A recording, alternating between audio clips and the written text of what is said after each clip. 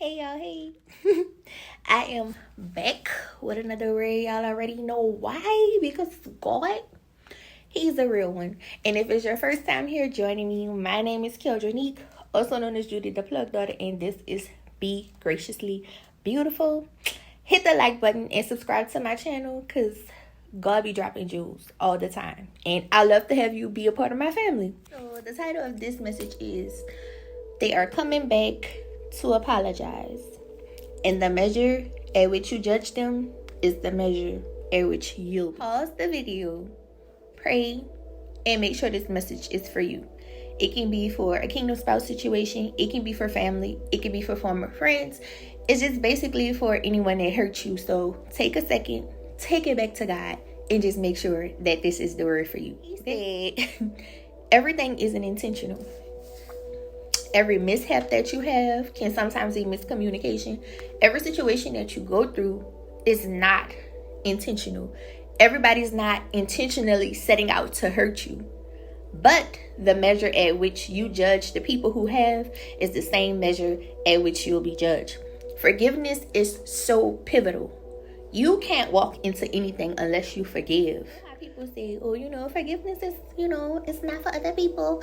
It's for me. It's for you. Like, you supposed to. No, forgiveness is freedom. It's a twofold thing. When you forgive people, you free yourself from harboring things and you free them from the mistakes that they've made. God said everything isn't intentional by the person, but everything happens intentionally by my design. Some things in some situations had to happen. They had to happen. You had to experience hurt so you could get healed. You had to sometimes experience hurt because you were disobedient. Sometimes certain things you have to be put through process. In all situations, in friendships, in relationships, you got to forgive yourself sometimes for sleeping on yourself, for not doing what God told you to do, for not believing that you were everything that God said you were, for not believing that you was the head and not the tail, above and never beneath, and that when He told you to move, He had you. Oh, I felt like that was the Skywalker 3000. You just went me, Jesus.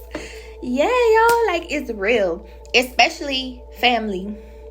You have to forgive your family. Cause it be stuff in y'all DNA, it be stuff in y'all bloodline that they don't even know that they be being used. They don't know that they're used. We fight against flesh knots. We don't. It's principalities in high places in darkness. So you can't get mad at the people. Get mad at the spirit. See the spirit. Go to war. Pray for your people. Pray for those who hurt you. Pray for your enemies.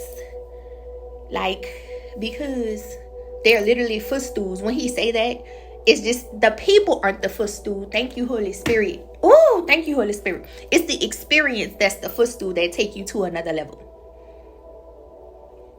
Y'all can't tell me God ain't a real one. Y'all can't tell me God ain't a real one. Sometimes you gotta apologize to yourself.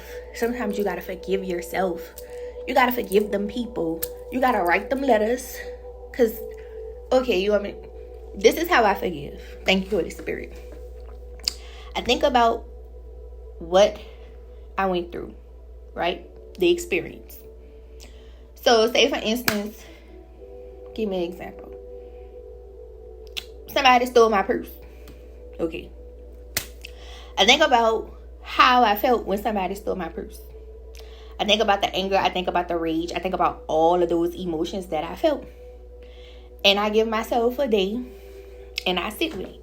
So that means if I want to be mad, I give myself room to be upset because we are human. If I want to cry, I give myself one day, depending on the circumstance, maybe 3 days at the max. Because on the third day, God rose up. So if you don't, you'll be in depression. Ain't claiming it, ain't having it. So I give myself 3 days to feel however I need to feel. By that third day, I'm writing a letter. And I write a letter to that person like, Dear Shirley, I am so upset that you stole my purse. Why would you play with me like that, Shirley? I get all of my emotions out. And in the end of the letter, like in the middle of the letter, I forgive Shirley. I write what I learned from Shirley stealing my purse. Like, don't just be leaving your purse anywhere. Because how Shirley got to your purse? I write that, and then I forgive her. Because maybe Shirley wanted my peppermints. I don't know. Like, this is just the example that God let me use right now. So, think about how you feel. Write the letter. This is how it goes. You feel what you need to feel.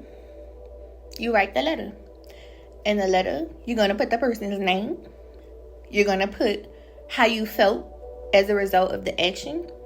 You're going to put what you learned from you're going to forgive the person, and then put what you learned from the experience, and then forgive yourself for the areas. Because if you got to forgive a person, it was a part you played in it too.